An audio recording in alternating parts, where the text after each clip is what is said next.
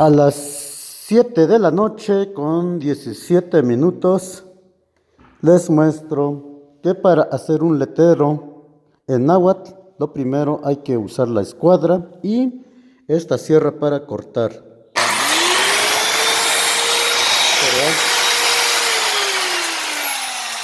Te saluda el profesor Fernando Rivera Gómez. Bienvenidos a mi canal. Que pasen buenas tardes, buenas noches, buenos días, ahora y siempre felicidades. Estoy trabajando lengua indígena y me faltan unos letreros de la escuela, por lo cual les voy a pedir participación a todos los padres de familia, ya que veo que cuesta mucho. Me llevé 4 horas y media para hacer un letrero bien bonito. Primero se pinta con color blanco. Sí, aquí está la muestra, se pone uno los guantes, aquí están los guantes, sí. Me llamo Fernando Rivera Gómez, bienvenidos a mi canal, usted el lado derecho. Primero se pinta con pintura blanca, aquí está la muestra.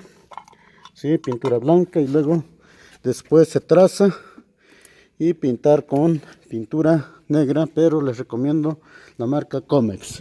Esta es una base que se ocupa para hacer las letras de manera cuadrada. Aquí dice Calnemach Loyan. Esto va a estar en la entrada de mi escuela. Felicidades que envía este bonito video educativo. Aquí está mi periódico mural 2022-2023.